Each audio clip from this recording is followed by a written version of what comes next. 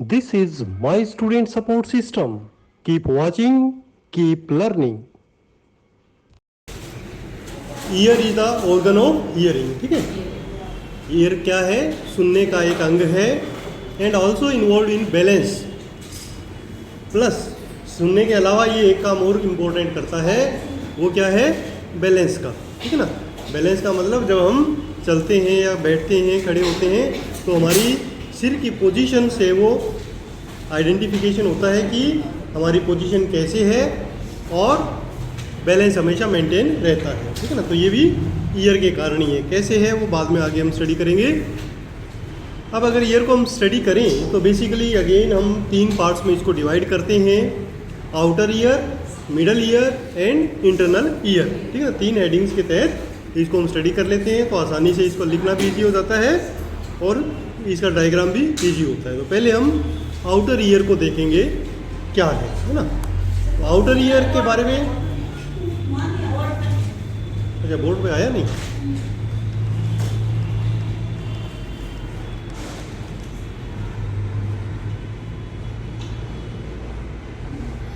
ठीक है, तो शुरुआत करते हैं आउटर ईयर से.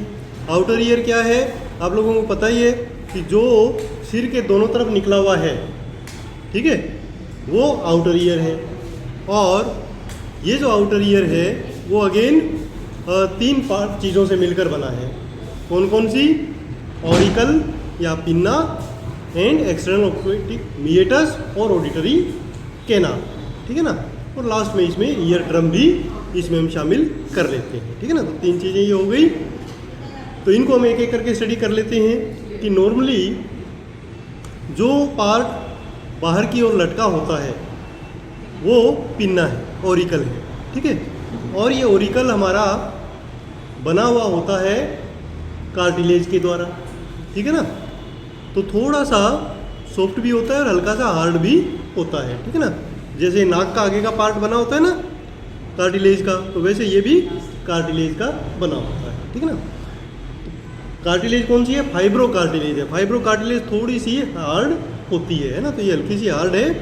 It is compound of fibro cartilage and covered with skin. ऊपर से इसके चारों तरफ स्किन है, simple. It is deeply grooved and ridges. इसकी यदि स्ट्रक्चर देखें तो इसमें बहुत सारा खड्डा है और कुछ उभार है. ठीक है. The most prominent outer is known as helix.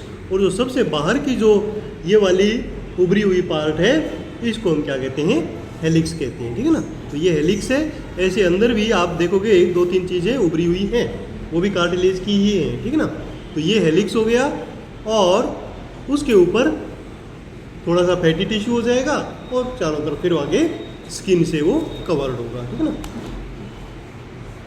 अच्छा, इस पिन्ना का जो लोअर एंड है वो सॉफ्ट टिश्यू से बना होता है. इसमें कोई भी कार्टिलेज नहीं होती नीचे की साइड में. ठीक है ना. इसको हम ईयर लोब कहते हैं. ठीक है ना. तो ये ईयर लोब वो जगह है जहाँ पर बहुत ही कम ब्लड वेसल होती हैं और बाकी और जो कार्टिलेज वगैरह है वो होती नहीं, थोड़ा सा फैटी टिश्यू होता है. ठीक है. तो इसीलिए इसको जब कान को छींटते हैं, पियर्स करते हैं, तो इसमें ज़्यादा पेन नहीं होता है. ठीक है ना. और ये इतना नहीं होता जितना होना, क्योंकि ब्लड सप्लाई और नर्व सप्लाई कुछ कम होती है. अदरवाइज ब्लीडिंग ज़्यादा होती है, बट वो कम होती है क्योंकि देखो नर्व जो ये कैपिलरीज हैं वो तो हर जगह हैं, तो उतना ब्लड तो आएगा ही आएगा. ठीक है ना. तो इसको ये सिर्फ वैसे काम नहीं है, कुछ भी ऑर्नामेंटल है कि इसके ऊपर कोई बाली वगैरह पहन सकते हैं, झुमके पहन सकते हैं तो सुंदर लगेगा. बाकी इसका वैसे स्पेशल कोई काम नहीं है. बट जो ऊपर वाला पार्ट है इसका काम है. ठीक है ना. ये ऐसे टेढ़ा मेढ़ा वैसे ही नहीं बना दिया कि चलो आंख बंद करके बना दिया. ये इसका एक पर्पज़ है, साइंटिफिक पर्पज़ है. क्या पर्पज़ है? कि जब कहीं भी कोई साउंड आती है हमारे आसपास, तो ये जो डिज़ाइन है ये उस साउंड को कंसंट्रेट करता है और जो मिडिल ईयर की तरफ जाने के लिए रास्ता देता है. तो जो ये जो कैनाल है सारी साउंड उसकी तरफ जाती है. ठीक है ना.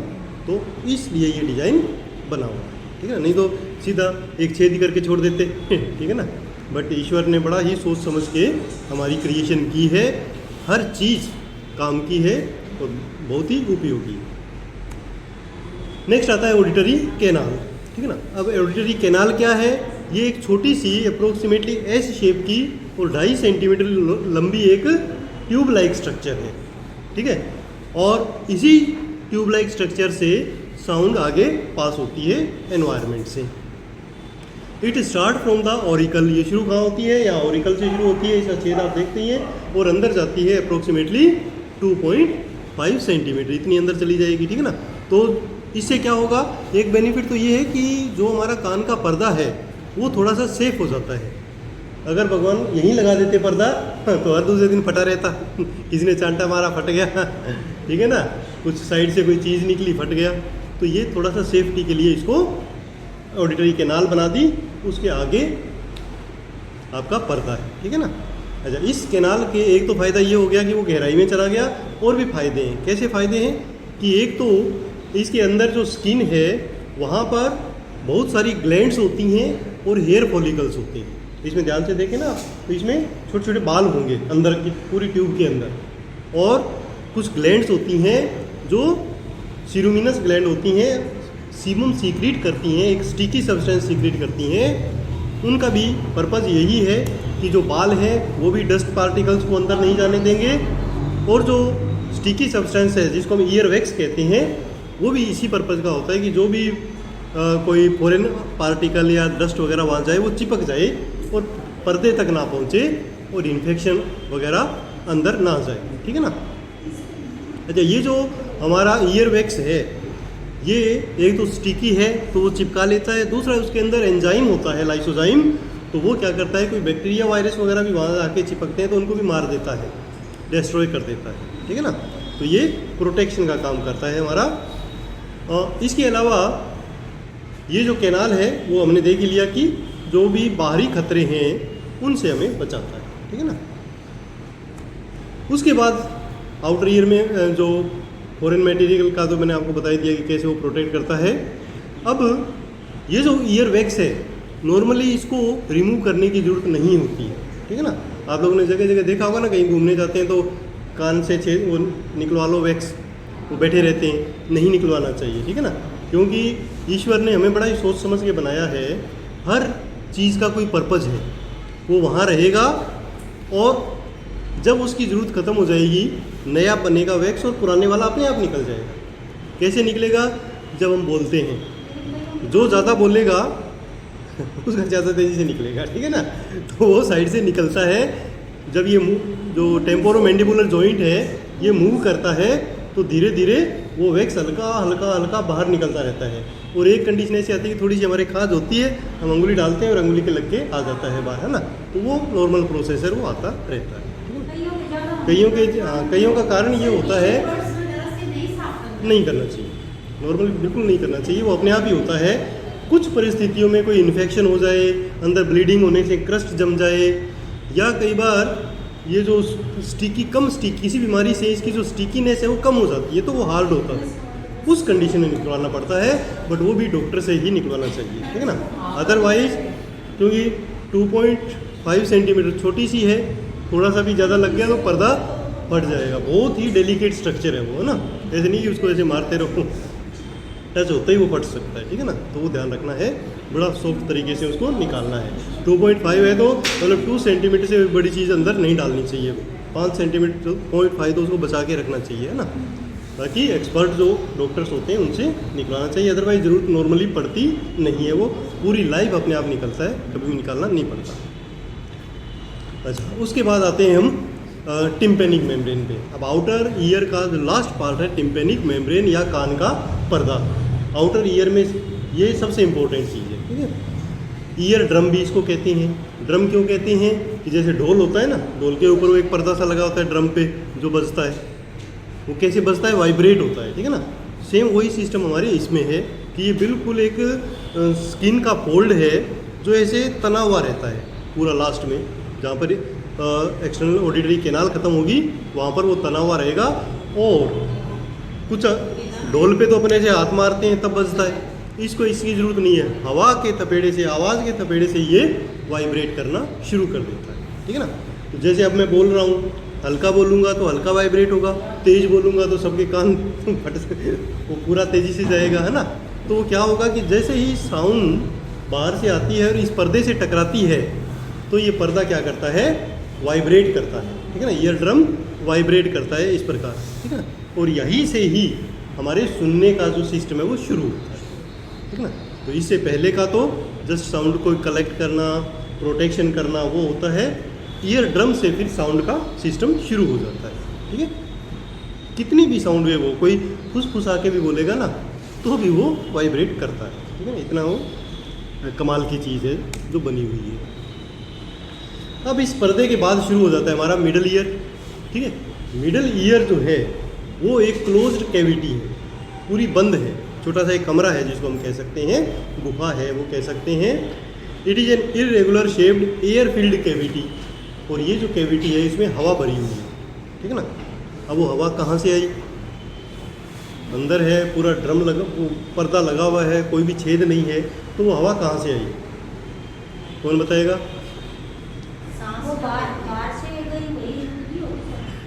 कब कब गई कब गई होगी? हाँ हाँ बिल्कुल, ये जब मैंने आपको नोज बताया था, समझाया था, तो आप बताया था, हाँ बिल्कुल।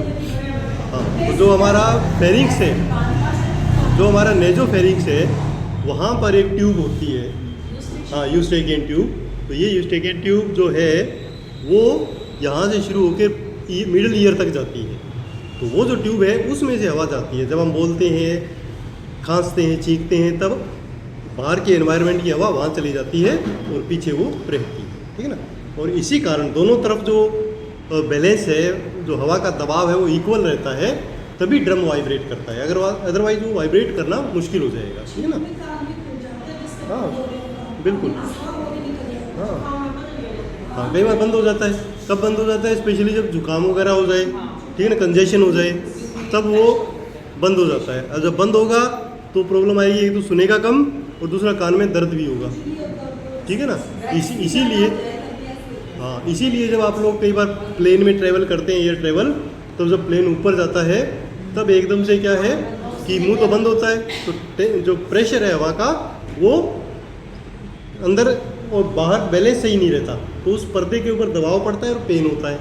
इसीलिए कहते हैं कि उस समय जब आप जाओ तो मुंह चलाते रहो, च्युइंगम चबाते रहो, और इस प्रकार से जब कि मुंह भी बीच में खुले तो वो हवा अंदर जाके बैलेंस को बराबर करती है, ठीक है ना। तो ये सिस्टम हमारा होता है मिडल ईयर का। अच्छा, मिडल ईयर में ये जो कैविटी है, ये कैविटी के अलावा भी उसमें 3 चीज़ें और हैं, ठीक है। वो क्या है? वो छोटी छोटी हड्डियां हैं, बहुत ही छोटी हड्डियां हैं, इसलिए हम इसको ओसिकल्स कहते हैं। बोन्स नहीं कहते, ओसिकल्स कहते हैं।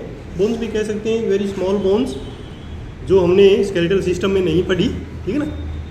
तो ये जो बोन है ये पूरे जो मिडल ईयर है उसके अंदर लगी होती हैं, एक के बाद एक, ठीक है। तो सबसे पहले वाली जो मेलियस है वो कहाँ होती है? कान के पर्दे की तरफ, पर्दे के टच ही होती है। सेकंड नंबर पे इंकस होती है और थर्ड नंबर पे स्टेप्स होती है, ठीक है ना। और ये पूरा एक दीवार से लेके दूसरे दीवार तक एक दूसरे से जुड़ी होती है, ठीक है ना। तो जब पर्दा मूव करता है तो बोन्स भी मूव करती हैं, और ये इस हिसाब से बैलेंस बनाया होता है कि जब पर्दा थोड़ा सा मूव करेगा तो भी इसकी जो अंदर वाली बोन है, लास्ट वाली, स्टेप्स वाली, वो बहुत ज़्यादा मूव करेगी, ठीक है ना। तो इससे क्या होगा कि जो फुसफुसाहट है वो भी आगे जाके अच्छी तरह में सुनाई देती है, ठीक है ना। तो ये जो तीनों बोन्स हैं ये अरेंज्ड अक्रॉस द कैविटी। यहाँ पर आप देख सकते हैं इस पिक्चर में कि ये कान का पर्दा है, यहाँ पर एक बोन ये है मेलियस, ये इंकस सेकंड नंबर, और ये वाली थर्ड नंबर स्टेप्स, ठीक है ना। ये 3 बोन हमारे पास मिडल ईयर में होती है। अच्छा, उसके बाद ये जो सीरीज के अंदर होती हैं, जो मैंने अभी आपको बताया कि इसका फ़ायदा क्या है इन बोन्स का, तो इस बोन का यही फ़ायदा है कि जो वाइब्रेशन है उसको इंक्रीज करना, ठीक है ना।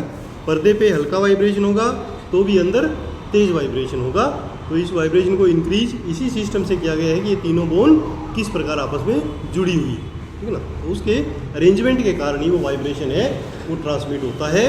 कहाँ जाता है फाइनली? वो जो मूवमेंट है वो जाती है इंटरनल ईयर में, जो थर्ड पार्ट है हमारा, ठीक है।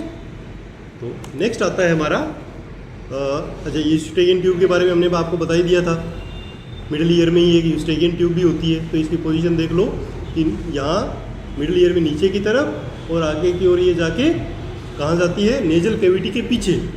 नेजल कैविटी के पीछे कहाँ, फेरिंग्स के अंदर, है ना।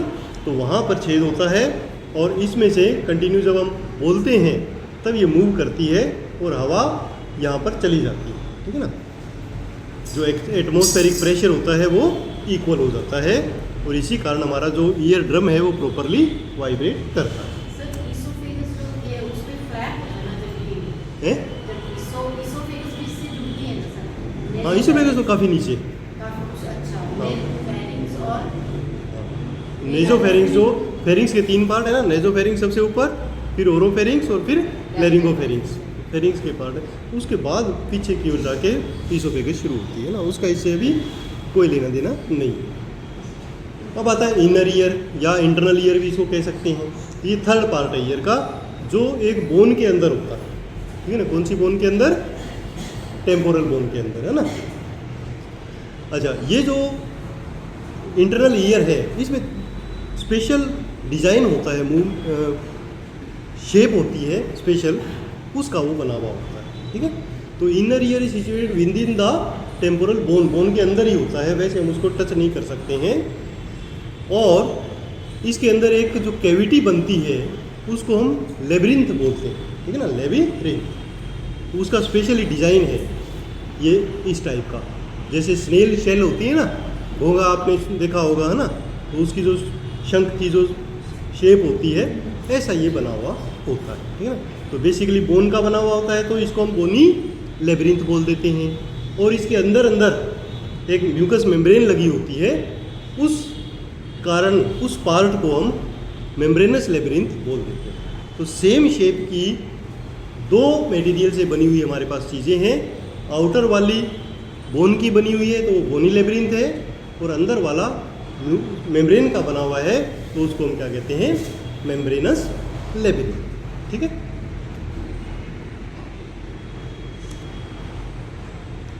अच्छा, ये जो बोनी लेबिरिंथ है और मेम्ब्रेनस लेबिरिंथ है, इन दोनों में ही 3 प्रकार की चीज़ें होती हैं, ठीक है ना। कौन कौन सी, vestibule, cochlea and semi circular canals, ठीक है ना, vestibule, cochlea and semi circular canal.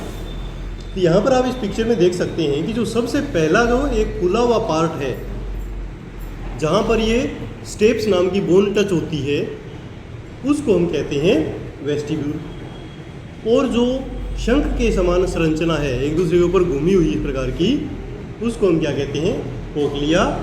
और इन दोनों के ऊपर 3 सेमी सर्कुलर कैनाल बनी होती हैं बोन की, ठीक है ना, बाहर की तरफ बोन और ऐसे ही अंदर इनके मेम्ब्रेन, ठीक है ना। तो ये बोन की भी बनी हुई होगी और उसके अंदर अंदर मेम्ब्रेन लगी हुई होगी।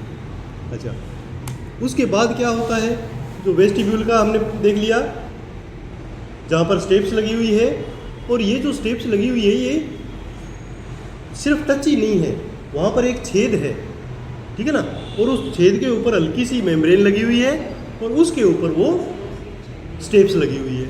अब स्टेप्स क्या करती है, जब साउंड करते हैं तो ये वाइब्रेट होती है, ठीक है ना। अब इसके वाइब्रेशन से क्या है कि जब वो अंदर बार होगी तो जो मेम्ब्रेनस लेबिरिंथ है उसमें एक फ्लूइड भरा होता है, उस फ्लूइड के अंदर वेव्स जनरेट होती है, ठीक है ना। अब आप देखो, एग्जांपल मैं आपको दिखाता हूँ कि आपने टब में पानी भरा हुआ है या बाल्टी में पानी भरा हुआ है और इसको बाहर से आप थोड़ा सा मारो तो ऐसे ऐसे ऐसे लेयर बनेगी जो सेंटर में जाके इकट्ठी हो जाएंगी, है ना। तो वो जो फ्लूइड वेव जिसको हम बोलते हैं, पानी की लहर, वो डेवलप होती है, ठीक है ना। उसका क्या फ़ायदा है वो हम आगे देखेंगे, ठीक है। अब आता है हमारा कोक्लिया और सेमी सर्कुलर कैनाल, इन तीनों को हमने देख लिया। अब ये देखो, फाइनली जब हम इसको अंदर से देखते हैं तो इस प्रकार का है कि ये हमारा बोन का बना हुआ बोनी लेबिरिंथ, और इसके अंदर ये जो ब्लूइश कलर का आप देख रहे हो ये मेम्ब्रेनस लेबिरिंथ है ना। और इसके अंदर जो वाटरी फ्लूइड भरा होता है, ठीक है, कौन सा वाटरी फ्लूइड, पेरिलिम्फ, ठीक है ना। और पेरिलिम्फ कहाँ होता है, between membranous labyrinth and bony labyrinth, उन दोनों के बीच में पेरिलिम्फ है। और जो मेम्ब्रेनस लेबिरिंथ है उसके अंदर जो फ्लूइड है उसको हम कहते हैं एंडोलिम्फ, ठीक ठीक है। तो अगर बाहर से अंदर की तरफ हम जाएं तो सबसे पहले क्या आएगा, बोनी लेब्रिन, उसके बाद क्या आएगा, फ्लूइड पेरिलिम, उसके बाद मेम्ब्रेनस लेब्रिन, और उसके अंदर आएगा फ्लूइड एंडोलिम, ठीक है ना। इस प्रकार ये स्ट्रक्चर हमारी बनती है। तो सबसे अंदर होगा एंडोलिम। अच्छा, अब क्या होता है कि जो हमारा कोक्लिया बना हुआ है, ठीक, स्नेल शेप्ड स्ट्रक्चर, उसमें भी लेबिरिंथ है और उसके अंदर फ्लूइड बना हुआ है, और उसके बिल्कुल लास्ट पार्ट पे ऐसी छोटी छोटी हेयर लाइक स्ट्रक्चर्स होती हैं, ठीक है ना, जो मूव करती हैं उस फ्लूइड वेव के साथ, ठीक है ना। जैसे मान लो थ्रेड, ये हेयर लाइक स्ट्रक्चर है और यहाँ पर पानी मूव कर रहा है, तो ये भी मूव करती हैं, ठीक है। अब ये जो मूव करती हैं ये एक्चुअली हमारा सुनने का कार्य करती हैं। जब ये मूव करेंगी तो इस मूवमेंट को वो कन्वर्ट करेंगी नर्व इम्पल्स में।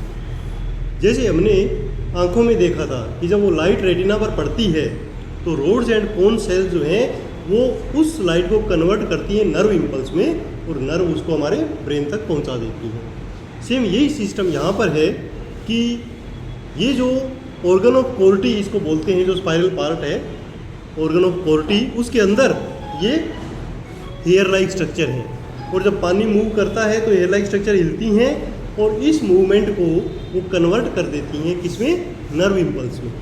और वो नर्व इम्पल्स कहाँ, कौन सी नर्व होगी, वो सुनने वाली नर्व होगी, हियरिंग नर्व होगी, जो लेके जाएगी सेंसेशन को ब्रेन तक, ठीक है ना, और हमें सुनाई दे जाए, ठीक है ना। तो ये सिस्टम लगातार चलता रहता है जब जब हम बातें सुन रहे हैं।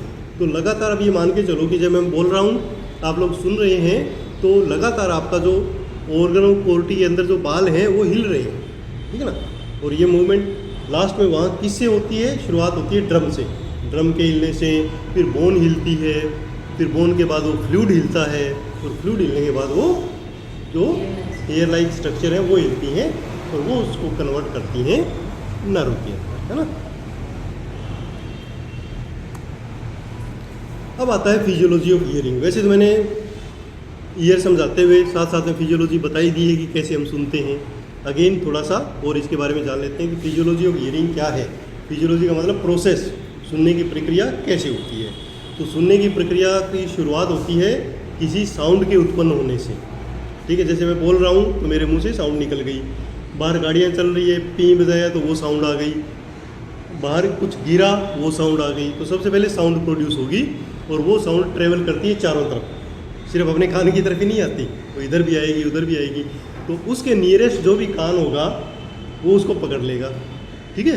और वो जो डिज़ाइन बना हुआ है इस डिज़ाइन के कारण उसको ट्रांसमिट कर देगा इसके अंदर, उस कैनाल के अंदर, ठीक है ना।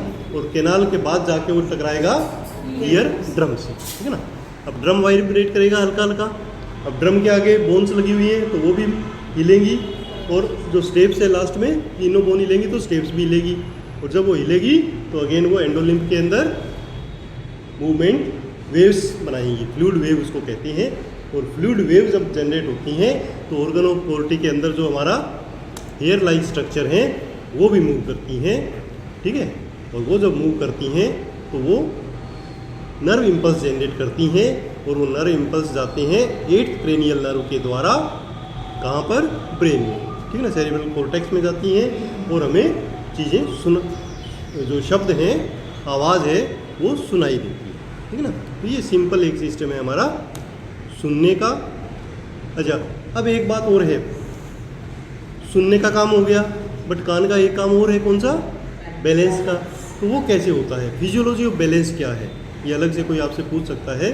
तो फिजियोलॉजी ऑफ बैलेंस बनता है, जो सेमी सर्कुलर कैनाल है इंटरनल ईयर में, 3 सेमी सर्कुलर कैनाल हैं, उनसे बैलेंस बनता है। कैसे, कोई आइडिया नहीं। तो इसके अंदर भी क्या होता है, सेम मैंने आपको बताया, फ्लूइड है, कौन सा, बाहर की तरफ पेरिलिम और अंदर की तरफ एंडोलिम, और अगेन वहाँ भी हेयर लाइक स्ट्रक्चर, ठीक है। अब वो जो हेयर लाइक स्ट्रक्चर है वो हिलती है, कब, साउंड नहीं, साउंड वाला तो सिस्टम खत्म ही हो गया, वो तो नहीं, आइडिया लगाओ कैसे हिलेंगी वो, क्योंकि साउंड तो इधर चली गई कोक्लिया में और वहाँ से उसने ले लिया, ऊपर का तो सेमी सर्कुलर कैनाल का तो कोई वहाँ कनेक्शन ही नहीं है, तो वो तब हिलती हैं जब हमारा सिर हिलता है। हमने इधर किया, तो जो हमारे हेड की मूवमेंट है उसको वो बाल जो है वो रिसीव करते हैं। जैसे ही हमने मूव किया वो बाल मूव हुए, हेयर लाइक स्ट्रक्चर्स मूव हुई और ये बहुत ही ज़्यादा सेंसिटिव होती हैं, तुरंत उस मूवमेंट को कैप्चर कर लेती हैं और नर्व इम्पल्स में कन्वर्ट कर देती हैं। और नर्व इम्पल्स फिर हमारा ब्रेन तक मैसेज पहुंचा देता है कि अब हमारा हेड किस पोजीशन में है। उसके बेस पे पूरे शरीर का बैलेंस ब्रेन हमारा कर देता है, ठीक है। तो ये भी कंटिन्यू चलती रहती है। अब यदि यहाँ कोई प्रॉब्लम हो जाए तो क्या होगा, हमारा गड़बड़ा जाएंगे, लड़खड़ा जाएंगे, चक्कर आएंगे, ठीक है ना। जब चक्कर आते हैं तो कई बार हम या तो सर्वाइकल की प्रॉब्लम मानते हैं, और या अगर वो सही हो तो फिर ये सेमी सर्कुलर कैनाल में भी कोई प्रॉब्लम हो सकती है, उनकी जांच होती है ना। तो बैलेंस का काम सेमी सर्कुलर कैनाल करेंगे, ठीक है ना। उनका हियरिंग से कोई लेना देना नहीं है, हियरिंग और बैलेंस ये दोनों अलग अलग चीज़ें हैं, बट होती एक ही जगह से है, इंटरनल ईयर से, ठीक है। और फिजियोलॉजी भी लगभग सेम है, उसमें भी मूवमेंट का सिस्टम है फ्लूइड के साथ, और इससे में भी मूवमेंट का सिस्टम है, ठीक है ना।